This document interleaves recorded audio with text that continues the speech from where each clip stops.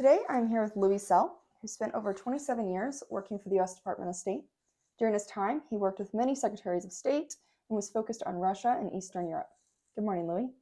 Morning, Morning. How are you? Doing well. Can you please state your full name for the record? Louis Sell. And today's date is May 18th, 2024. So to start us off, Louie, can you tell us a little bit about where you're from and what your childhood was like? As I say, I was born at a very early age, a long time ago in Norfolk, Virginia. I grew up in Virginia and Kentucky and Michigan briefly. My father worked for Ford Motor Company. We lived in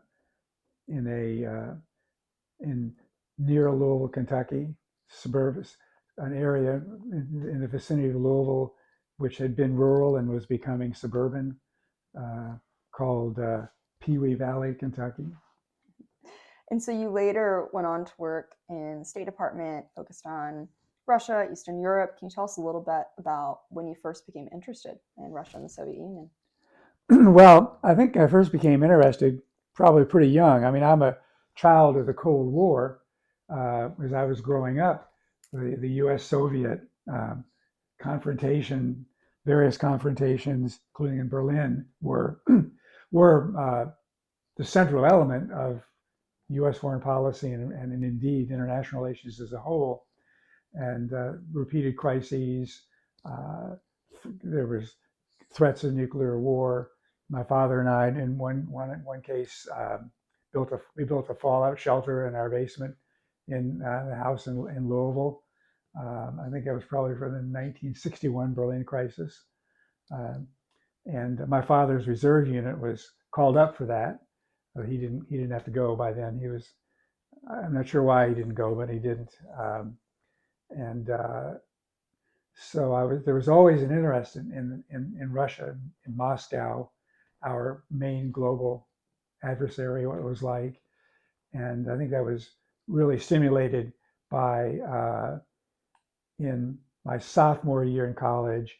I went to Copenhagen for one semester, and during the spring break, we visited Russia, and I met people there, had a very interesting experience, and helped stimulate my fascination with the country, including the realization that if I wanted to really get interested in it, I needed to learn the language. Okay, so did you start learning the language at a young age?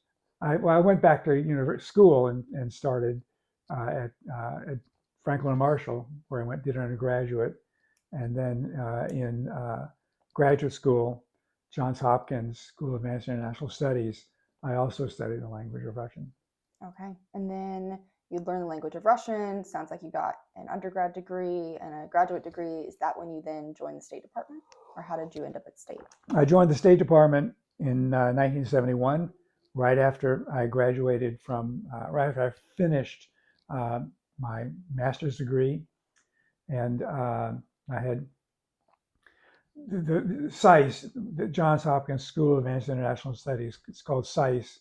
It's kind of a feeder school for the Foreign Service.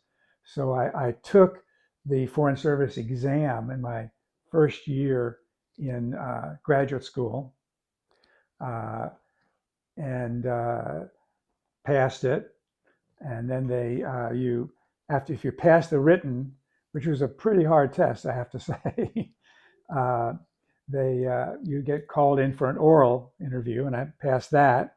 And so then you're kind of then you have to, all Foreign Service officers have to be eligible to get a top secret clearance. So you get a security clearance investigation, which involves in part of it's an interview, and the interviewer asks you a bunch of questions.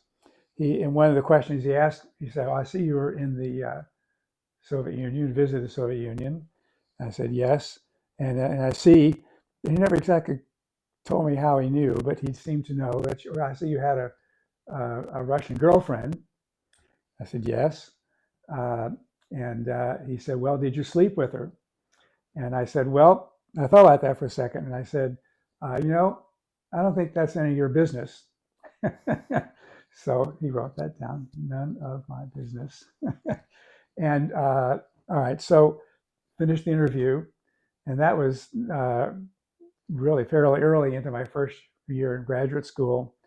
And I heard deafening silence from the State Department for the next 18 months or so. And I assumed I'd flunked because of my response. So I just didn't pass the interview. Uh, but then just about the time I'd finished my graduate school at the Bologna, High Science Bologna Center in Bologna, Italy, came home and looking for a job. And just about that, in that summer of 1971, the State Department called me and said, would you like to join the Foreign Service? And since no one else was offering me a job, and I indeed wanted to join the Foreign Service, I did. That's a cool story of how you got there. So you joined in 1971, and tell us September of 71, I started. Okay, and tell us a little bit, what did you do as soon as you Well, when you entered? join the Foreign Service, you go to something, I think it's still the case, they call it the A100 course. And it's like 6 to 8 weeks of sort of introduction to the State Department and kind of learning what the State Department's like, et cetera. And so we did that for 2 months. And then when you're finished that, you go to your first State Department assignment. I was a political officer, and there, for whatever reason, there were very few political officer jobs available. You finish your first training, and then here's what's out there. And there were 2 political officer jobs overseas, in embassies overseas. I had never heard of either of those 2 places in my life. And Mogadishu, which we now have heard of, and then Nouakchott.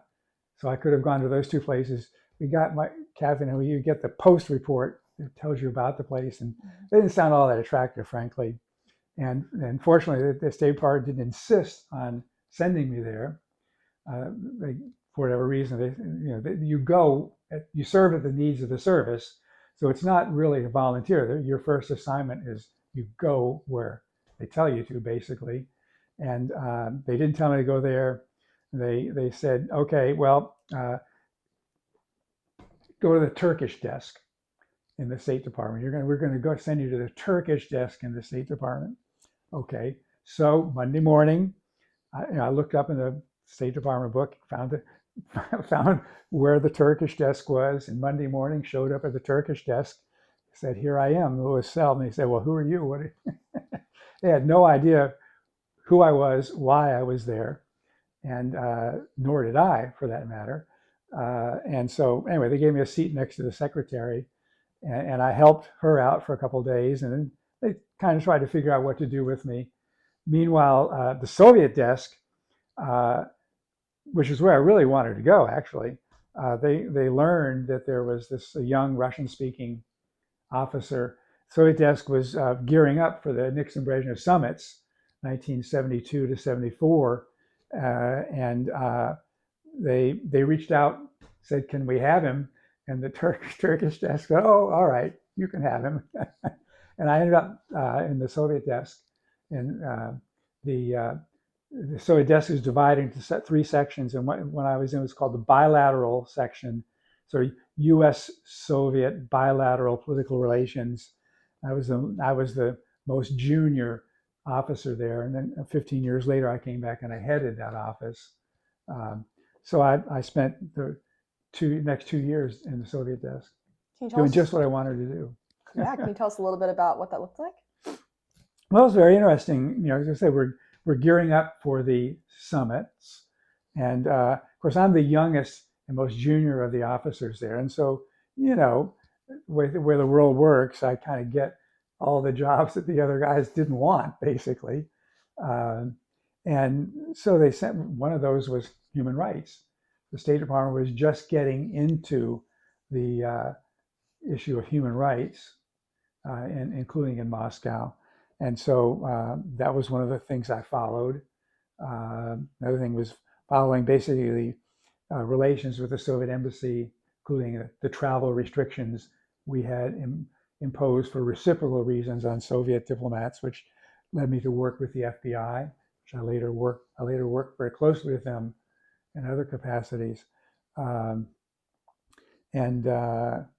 basically following domestic political developments in the Soviet Union, and following the embassy, reporting on it, contributing to the fairly large amounts of briefing materials, Secretary of State and the President, for these summits in those areas. And it was I found it pretty fascinating. Yeah, and I imagine that helped you prepare for your first posting, which was actually in Moscow beginning in 1977. Is that correct? It did help. My first posting was actually in Zagreb. So I finished 2 years Soviet desk, and then the State Department was going to send me to Yugoslavia, to then Zagreb. It's now the capital of independent Croatia. Croatia was then a republic within Yugoslavia. So I spent a year learning Serbo-Croatian, the language that the people then professed to speak. And it's very, very similar to Russian. And so it was pretty easy for me. I learned it fairly quickly, and it was nice. It was a nice break, and I learned the language and got to do a lot of reading and studying about Yugoslavia. So then we did 2 years in Zagreb, Kathy and I, my wife Kathy, and then after 2 years in Zagreb, I went. The State Department sent me to the U.S. Army Russian language school in Garmisch, Germany, and there I got advanced training in Russian. And from then, that's where I then, from in the summer of '77, we went from there to Moscow for my first tour in Moscow for 3 years. Okay. And then when you arrived in Moscow, what section were you assigned to? Well, I was assigned to the science section in Moscow. I did a year and a half, or almost half by a 3-year tour. Roughly half was in the science section and half in the political section. Getting to Moscow was an interesting story, which I'll tell you. We drove. We lived in Garmisch. So we drove from Garmisch-Partenkirchen to Moscow, a couple thousand kilometers. In that era, very few people actually did that. 5 days, we had a small Peugeot 404 car, pretty small. Two toddlers. I guess my daughter was 3.5. My son was 1.5 years. Kat, my wife, and I in this little car. 5 days on the road into Moscow, and pretty interesting, I have to say.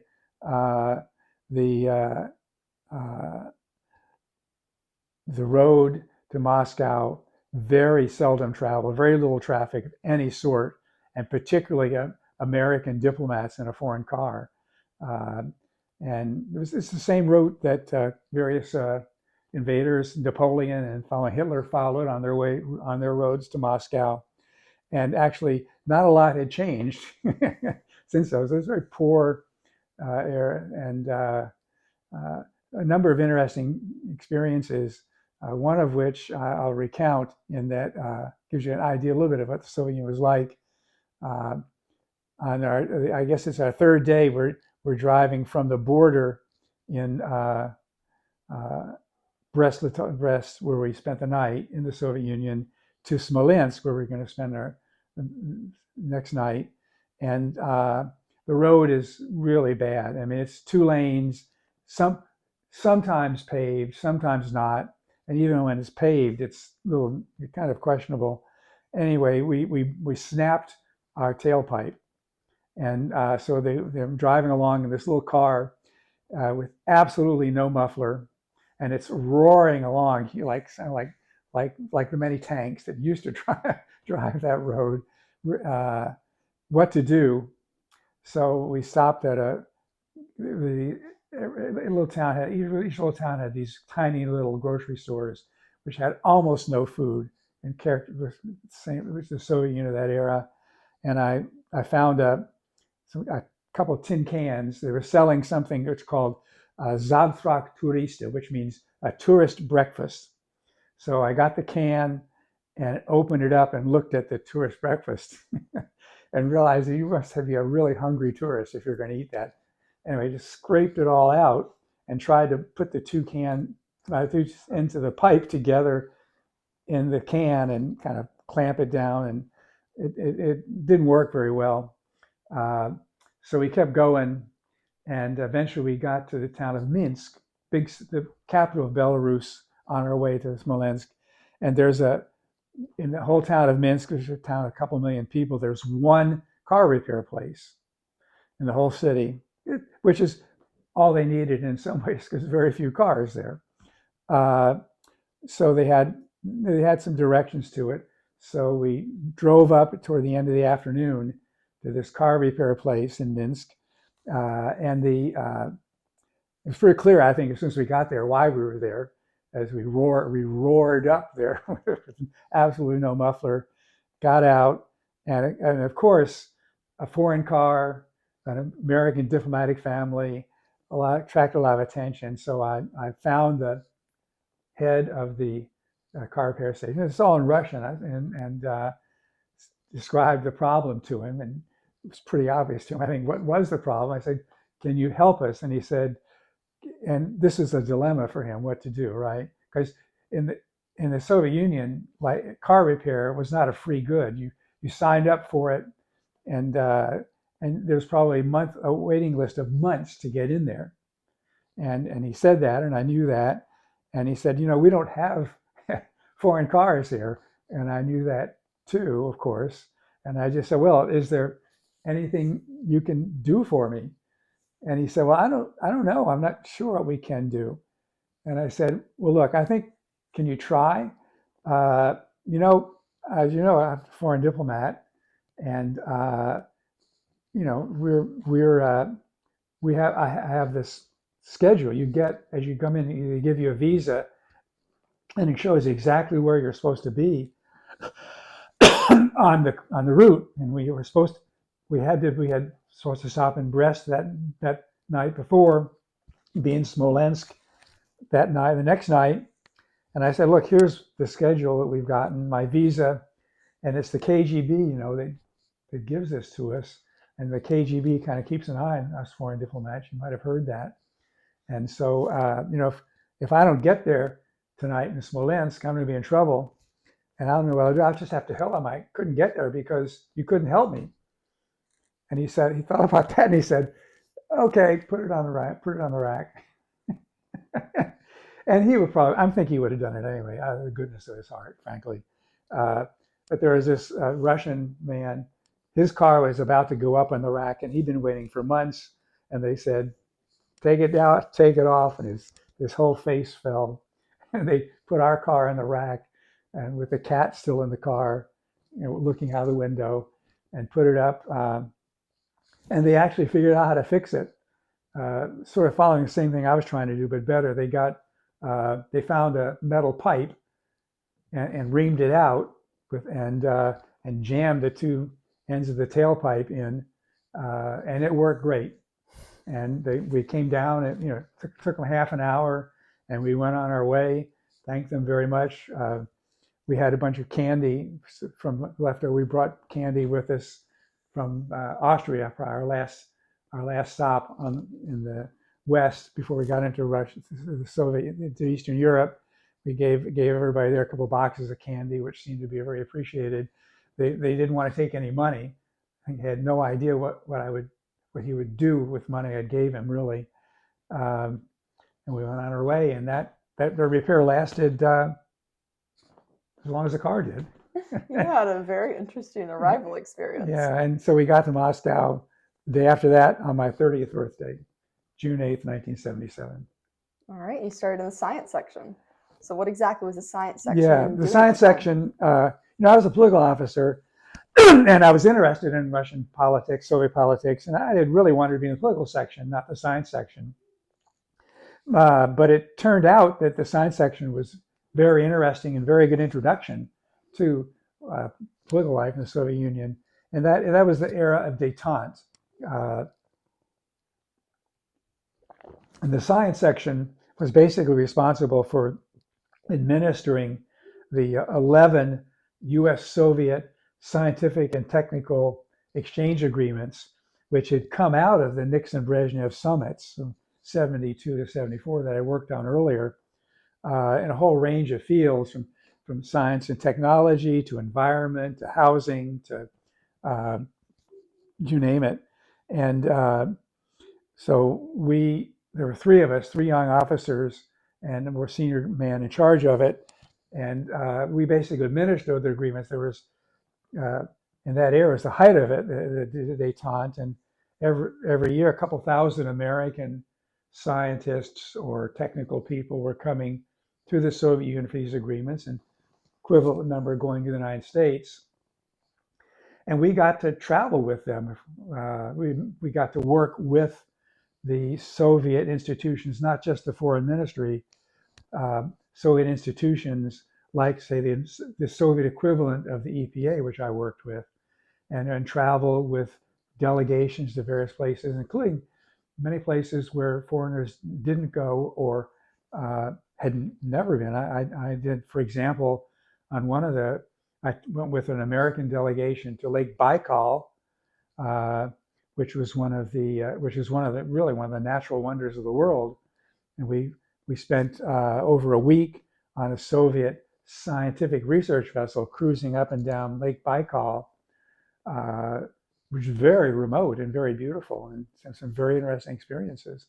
And so we got to know some of the some of the Soviet counterpart administrators in these institutions, and sometimes they would come to our house for dinner, and got to see places that not too many people did.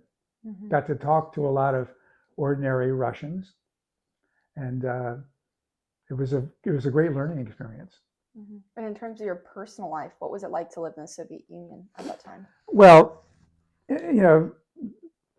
living in the Soviet Union in that era, you're kind of on the front lines of the Cold War, or in a way, to be more apt, you're kind of an outpost of one side of the Cold War, namely ours, in the heart of the enemy camp, really.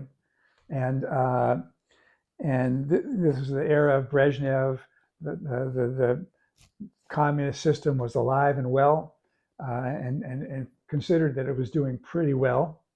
And foreigners of any sort, and particularly foreign diplomats, were considered basically hostile, sort of like dangerous microbes, and sort of inserted into the peaceful fabric of the Soviet body politic.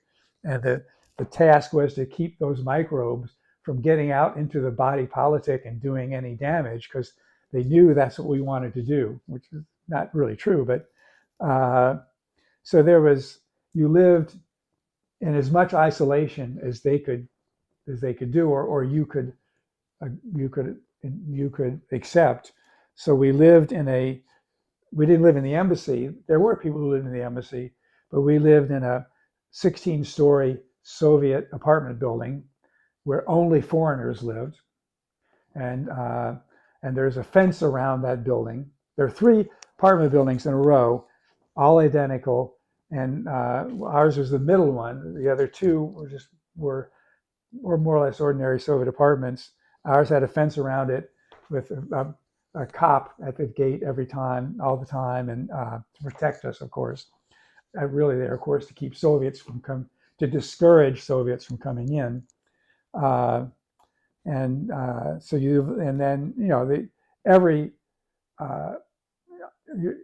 living in an apartment that we got from the Soviet Union, and they were all bugged. Everything was bugged. The whole apartment, everything you did in that apartment, everything you and your family did, and I mean everything you did and said, was recorded. How was it to live under that type of environment? You just get used to it. You kind of factor it out. Sometimes when my wife and you're not supposed to say anything classified in there, of course, which more or less don't. And then, you know, then they all, you get your security briefing, and the embassy would say, and you know, they're also interested in your personal life and how, you know, how you and your wife get along. They're looking for weaknesses they can exploit. So, you know, if you and your wife feel like you have an argument coming along, come to the embassy. And we have these secure rooms in the embassy. You can have your argument in the. I don't know if we actually did that, but there were times when we would witness. I would whisper. I would literally whisper in her ear some things, or we'd go into the bathroom and turn the shower on, and do that too. But you basically kind of get used to it. You know, think about it. When you really become aware of it is when it ends. You go to you leave, say, the Soviet Union, and then we would twice went to Finland, take the train up to Helsinki, and from Moscow, and you get to the Finnish border. And there's this checkpoint for check-in and out procedure, and the train leaves the Soviet Union and it stops in Finland, and all of a sudden, you know, you're out, and it's like, it's all of a sudden, it's really like this weight on your shoulders that you'd forgotten all about. You've been walking around with this kind of weight on your shoulders that and you only became aware of it because now it's gone. And that's not something that's peculiar to the Soviet Union. One of the best books really ever written about Russia was written in 1839, I think it was, by the Marquis de Custine, French nobleman who spent over a year traveling around Tsarist Russia. And of course, there were not electronic bugs in his day, but there was close surveillance by the Tsarist secret police against foreigners as well. That's been a feature of Russian society forever. And he records the same experience when he left the Soviet Union. And I remember he says, "I am free at last. I can breathe." That's how he described it. And that's how you felt whenever you Sort left, of. free. But then I imagine you later moved to the embassy's political section, that your job probably changed quite significantly then, and probably also increased feelings of surveillance. Yes. After when I moved to the political section from the science section, the political section was divided into internal political section following Soviet internal politics, and external following Soviet diplomacy around the world. And I was in the internal section, and it was, you know, a small group. There were 5 of us total. 5, I guess, maybe 4. How many total embassy staff? Do you remember an estimate? I don't know how many then. Political section was probably about 20 people total. Mm-hmm. I think less actually. I headed the political section when I came back in '91, and then it was much bigger. Too big, really. But so now I was in the internal section, and 2 of us, me and my colleague, Foreign Service Officer Judy Mandel, we followed the dissident movement, opponents of the Soviet regime who had broken with it, and basically had signed petitions criticizing the Soviet government, maybe joined demonstrations. Very small number of people, few hundred, couple thousand maybe over the entire course of the movement. And also the Jewish Refusenik movement. That era, this was 78, 79 and 80. There were large number. So there was a large number of Soviet Jews, and many of them were trying to emigrate, leave the Soviet Union, and go to either Israel or the United States, and some did, but many of them were refused. It's denied permission. Soviet Union was like a club, basically. Once you join, you can't leave. You don't leave, basically, and you had to get permission, exit permission to leave, and many of them didn't get it, and they were called refuseniks, and we kind of shared responsibility for these two things, help each other out. And what did that look like? So you say that you followed dissidents and refuseniks. But Well, what did that entail? I concentrated on the dissidents, and she concentrated on the refuseniks, but we shared it. I'll talk about the refuseniks later. But the dissidents were people who had opposed the Soviet Union for a variety of reasons, political reasons, for ethnic, for nationality reasons, or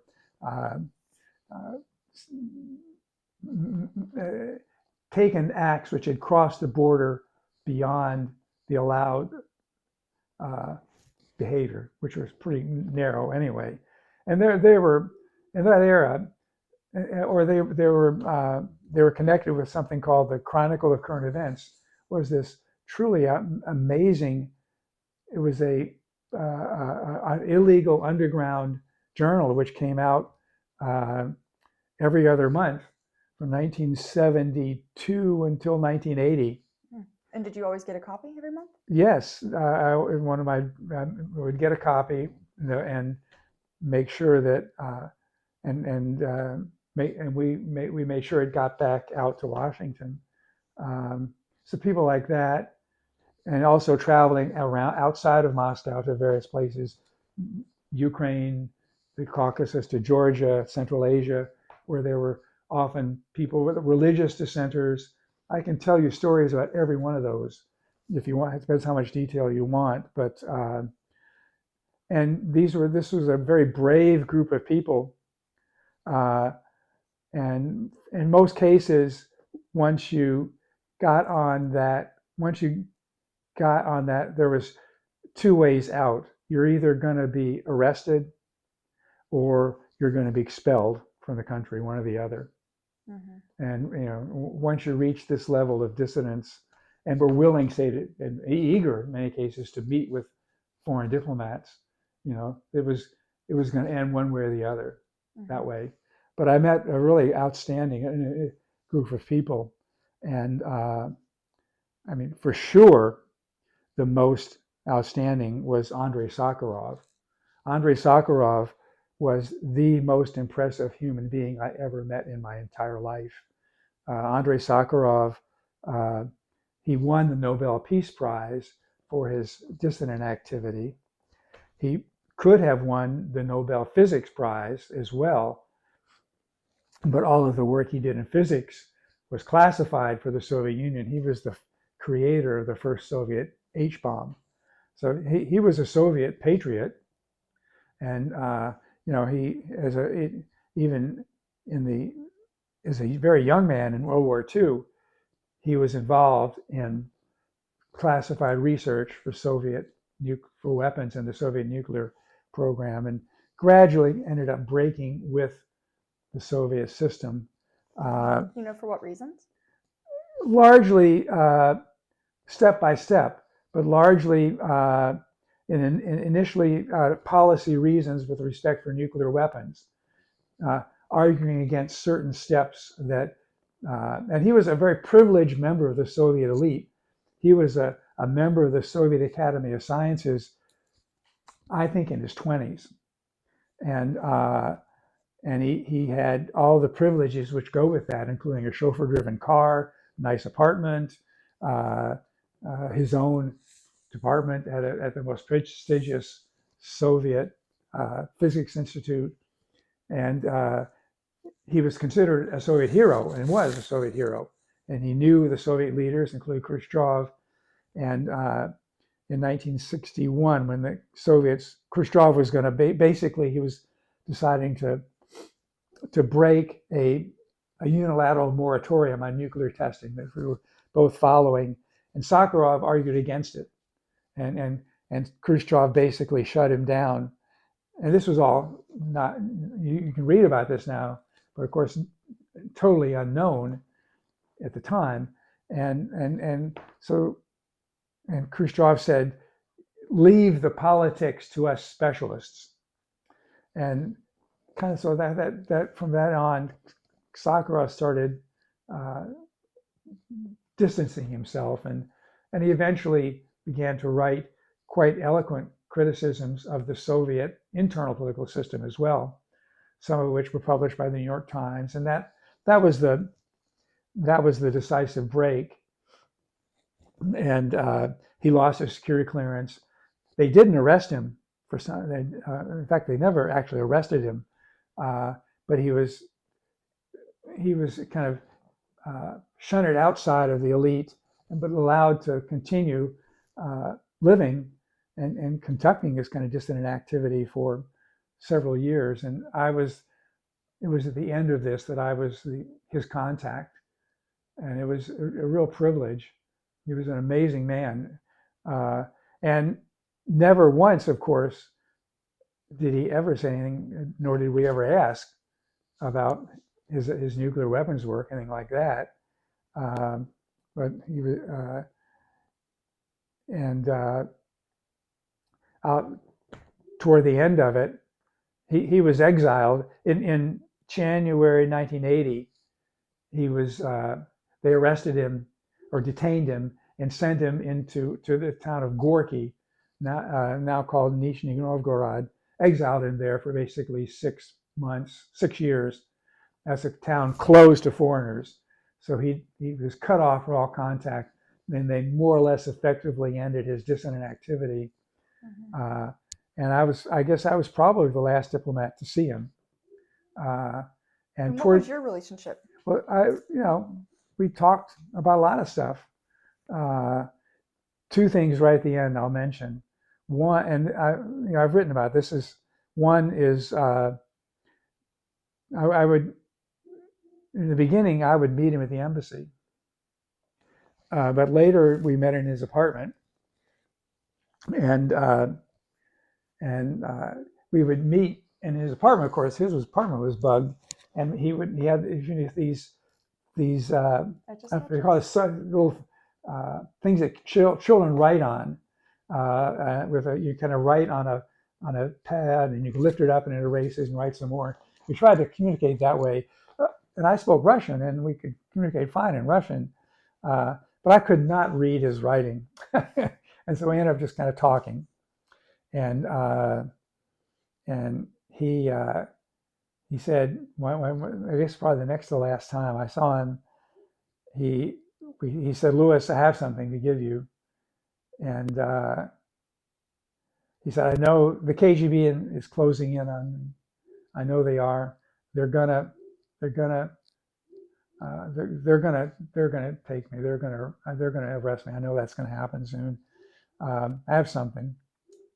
And he had this battered old leather briefcase, and he opened it up, and he pulled out what was his memoirs, and it was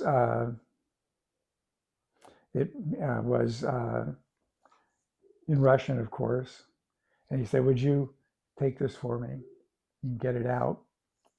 And he had family in Boston, and so yes, so I did, and it turned out that was, I'm not sure whether I got the whole text or half of it, but we sent it out, right?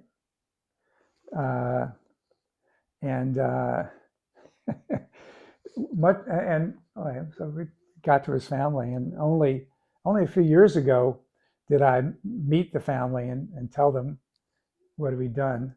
She had no idea how I had gotten there, and also it was only partial. It was half of the text, it turned out, and I had no idea about the other half. And it was in Kosovo, where I spent a lot of time later, and having dinner with an American journalist, pretty well known, and She's since died, so I'll mention her name. Is Annie Garrels. She was really outstanding journalist and wrote a lot of. And she was a young woman in this era and correspondent in Moscow. Um, and I told her this story. People get together and like to exchange war stories, right? And we were exchanging war stories, and she had a lot of war stories. Believe me, she covered conflicts around and I told her this story, and she said, "Louis, I took out the other half." And she was close to Sakharov's wife, Yelena Bonner, and who gave her the manuscript as well, and she took out the other half. Didn't know that until years later. So is this type of activity things that you would typically do in your role in the political section? Yes, of course. That was part of my job, really, and I was glad to do it. And then the next time I saw him, and I think it was the last time I saw him, something still happened. He said, "Louis, I have something for you." And I don't know what it was, and it was his Nobel Peace Prize medallion.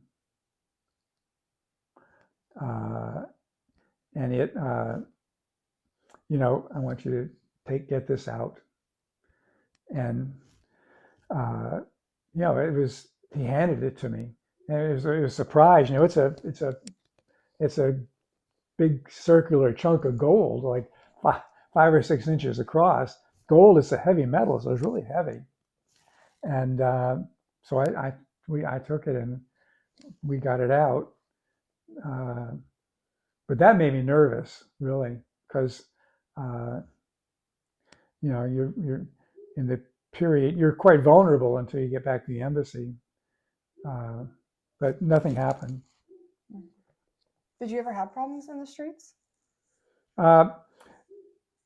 Yeah, they knew what we were doing, and what exactly were you doing? So was your job mainly to I was learn contacting people. I would go out and talk to people, go to their apartments or meet them on the street and walk around, go to restaurants, talking to dissidents, talking to their opponents. And was this for the goal of reporting back, to just stay informed on the movement? Was it relationship building? Well, we were reporting back, of course. There was a great interest in Washington now in human rights, unlike, say, in the beginning. And great interest in the U.S. Congress, great interest among the American people. And we were reporting on it. And the embassy, and it was important for what was going on in the country, too. You could learn a lot about what was going on in the country.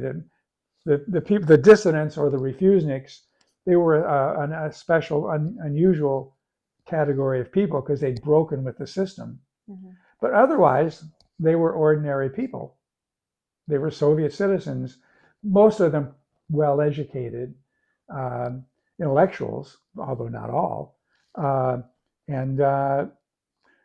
you could learn a lot about the Soviet system as well. But the Soviets, once we were out, my wife and I would do this together often.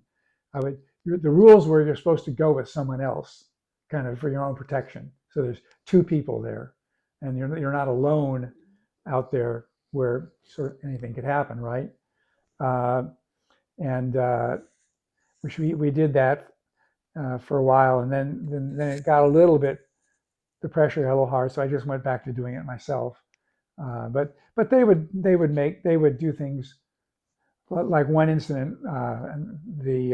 We're at a play in the winter. We went to see the play. We came out and it's over, so it's like 10 o'clock at night in the Moscow winter, and it's 20 below zero Fahrenheit or something like that. Typical Moscow winter night. And we were driving, at that point, still driving our Peugeot 404. And we got out there, and lo and behold, I had 2 flat tires. And, one I could have maybe changed, but 2, no. And actually, we called the embassy. There's an embassy motor pool, and they collected us, and they ran the car eventually. But it was just a message, kind of. Mm-hmm. And then sometimes there were more overt threats. Once, as I said, we lived in this apartment building, and we surrounded by a fence. To go out into the real Moscow world, you went out to the fence, and there was a nice park right outside of our apartment, kind of a street with two traffic ways. In the middle of it, a very nice park-like area, and it was a great place to run or walk, and everybody used to do that. And I would go out there, and I was out, I think it was probably going out to jog, and these two earnest, large young men kind of stopped me and said, "Mr. Sell, we just wanted to talk to you for a second." And I'm paraphrasing. I don't know what I remember.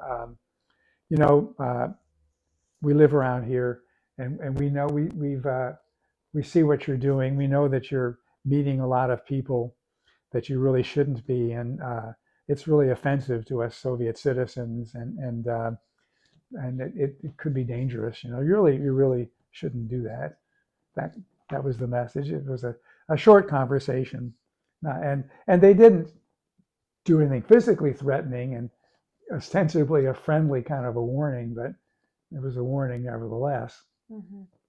And what would you say the impact dissidents had on the Moscow society at that time? That's a great question, and a lot of discussion about that in our reporting, and a lot in the academic literature since then. And on one level, you would say it didn't have, because the movement was eventually crushed. The movement started kind of in the 1960s, the Khrushchev era, de-Stalinization, and it went through the 70s, the era of détente, and late 70s, they were moving to crush it. And by the end, by 1981 or so, it really was. The chronicle of current events ceased to appear, and the Moscow Helsinki groups of very brave people, Soviets, formed to basically report on Soviet compliance with the Helsinki Final Act, including its provisions on human rights. That group had been crushed, and dissident activity had been pretty much eliminated, and then so did it have any effect? I think it did, and it was known. What the dissidents did was known to many people in the Soviet system, even those who weren't willing to cross the border into outright dissident activity. Many people knew what was going on, and they were kind of the conscience of the country. In a way, they were the conscience of the Soviet the liberal Soviet intellectual class.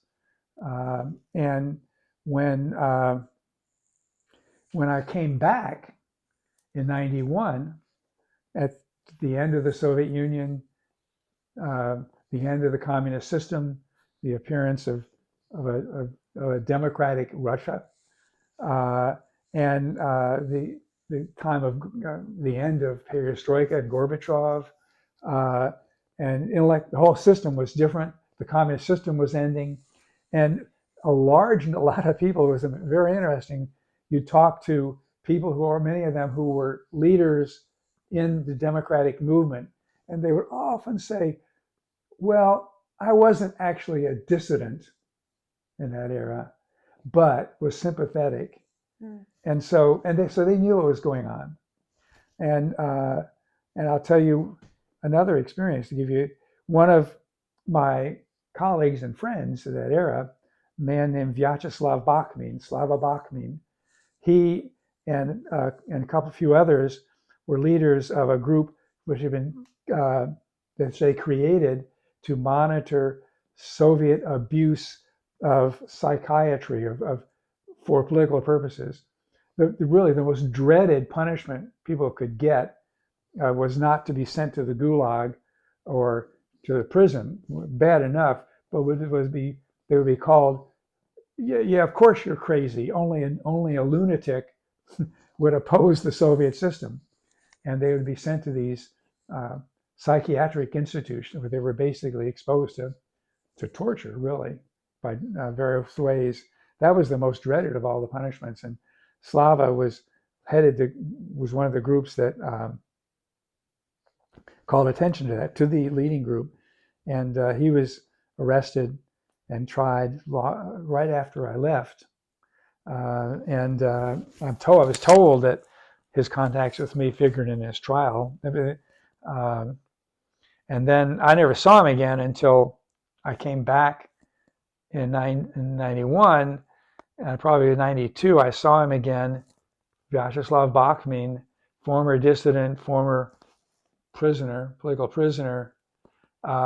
He was now the deputy foreign minister of Russia, of a democratic Russia responsible for human rights. Wow. So I think that says a lot. Mm-hmm.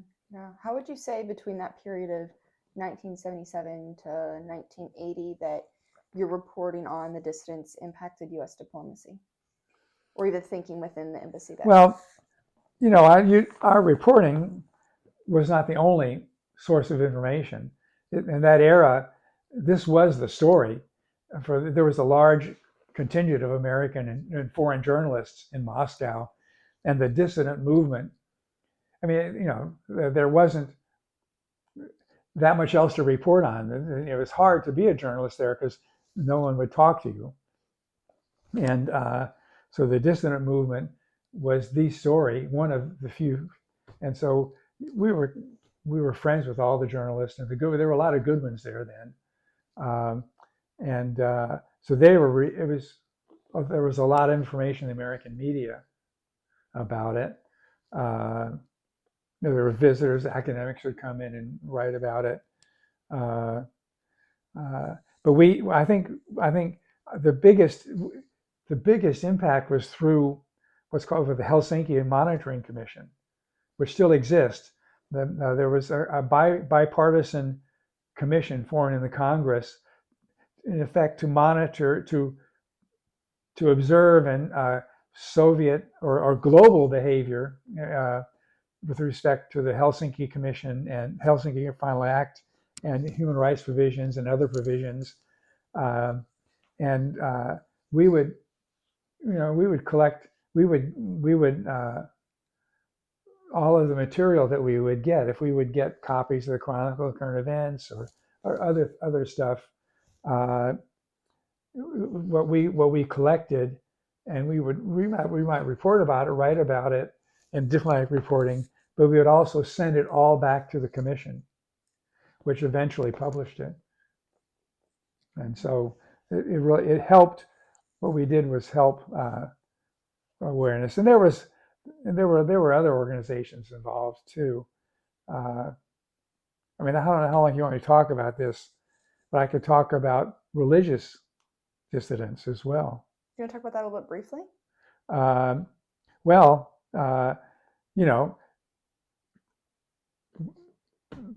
There was a whole strand of people who opposed the Soviet system for religious reasons. Mm-hmm. And we had friends who were Pentecostals, and they were artists, an artist couple, and they had, the Pentecostals were deeply religious people, deeply moral people. They were doing everything the Soviet right, except for this. They didn't drink. They never touched alcohol, which is very distinct from the ordinary Russian. They were hardworking. They had huge families. They had 8, 9 children, and the Soviets were desperately trying to encourage all the behavior that the Soviets wanted their position, except they believed in God, and so they were outside the pale. And you know, these friends of ours had, and this was not uncommon. They had their children taken away from them. They were abusing their children by teaching them, by sending them to Sunday school, say.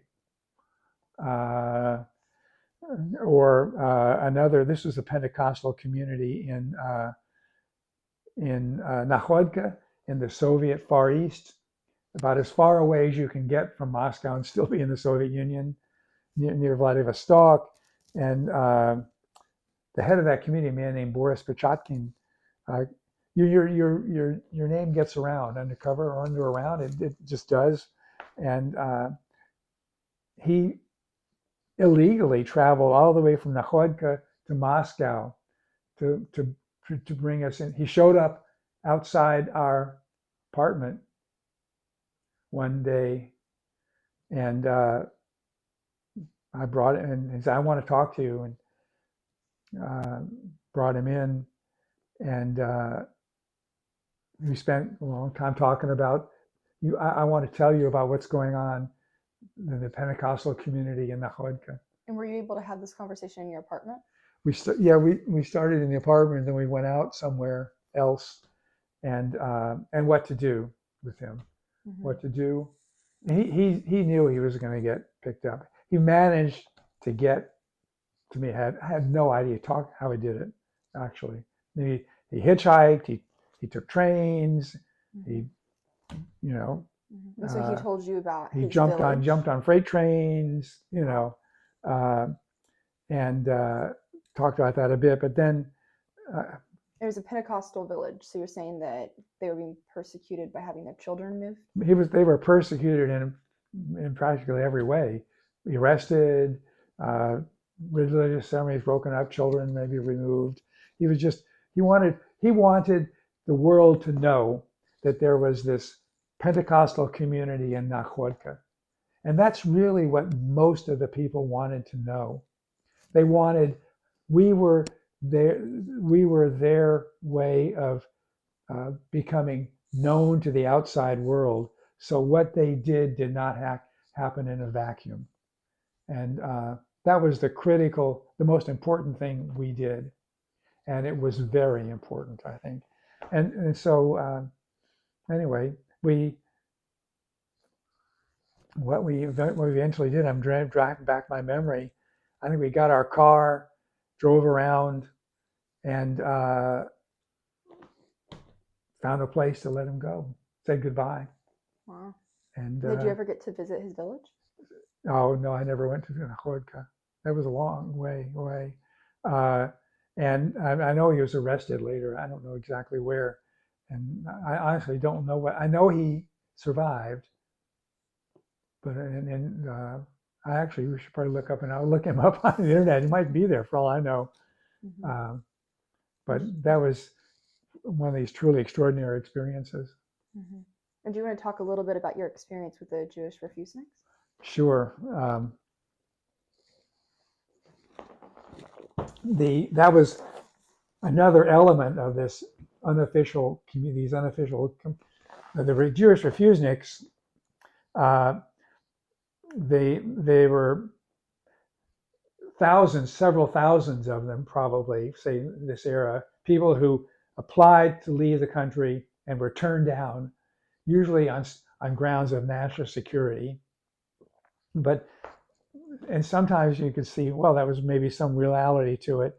Mainly, just turned down, and they would lose their jobs, and they became non-people in a way. They couldn't leave, but they couldn't have a normal life either in the country, and there was obviously great interest in the outside world in this community, in Israel, but in the United States too, obviously among the American Jewish community, but among ordinary Americans as well. And there are a lot of reporting about them. These were people who wanted to talk to foreigners, and so they were journalists would talk about them. And as I said, my colleague Judy Mandel, that was her primary responsibility. And every Saturday,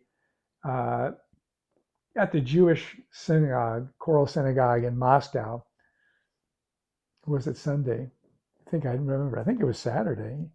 Uh, this Saturday, the refuseniks would gather in front of the synagogue, and just it was like an open meeting of the community. And they couldn't go into this. They could go in, but they didn't really. And there might be dozens, or maybe sometimes if scores, maybe even a couple hundred people milling around, talking. They all knew each other. And there often might be a couple foreigners there, and we covered that every Saturday, and basically to give Judy a break, at least once a month I did it, um, and it was another slice of Soviet society you got to know, and you know. Truly extraordinary people in many ways, extraordinary in some ways, but also ordinary Soviet citizens as well. And it gave you lots of insights into the Soviet system, the Soviet people, and the impact of what it meant, what that system was like, what it had, impact it had on people, and could talk a lot about it. Do any experiences with Jewish refuseniks for you stick out? Well, one I mentioned, we would go to their apartments. Lots of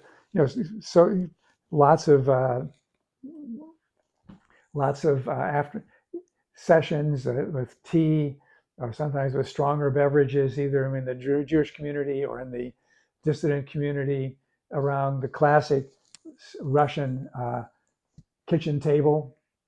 That's where the center of any Russian apartment family life is, the kitchen table, and we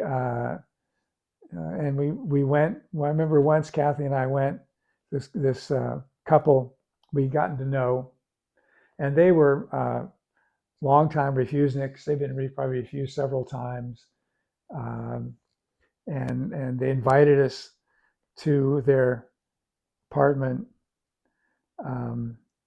and we got there, and so for years they'd been trying to go and couldn't, and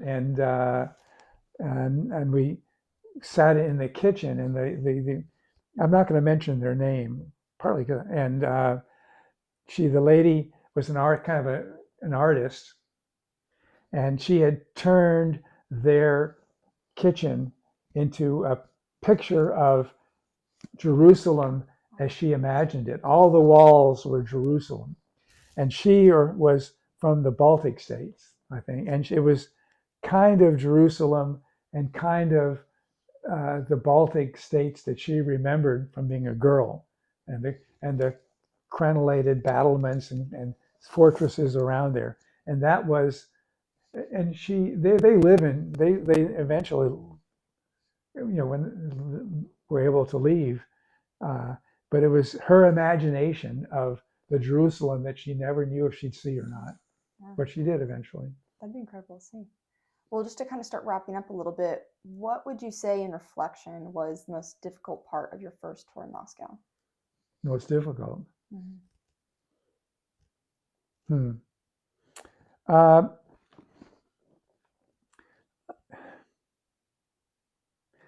Well, I don't know.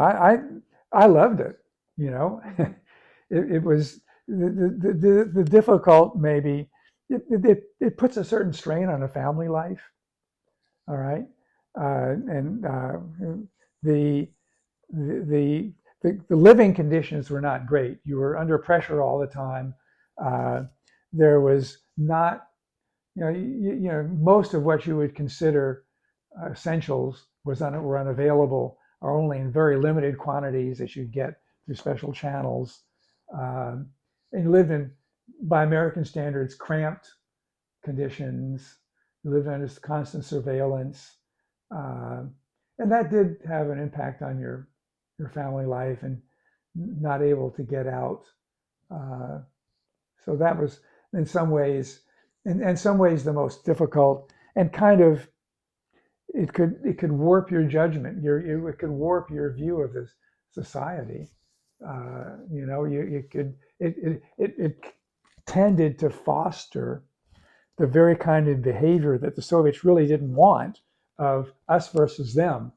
I mean, if you didn't think that the Soviet Union and the United States were adversaries before you got there, if you lived there for 3 years in the embassy, man, you understood. We were. And so in some ways, maybe that's the answer. And what about the best part? The best part was the people we met, for sure. Absolutely the best part. The people, the Russians, the non-Russians, and the Americans. All right. Thank you for your time today, Louie.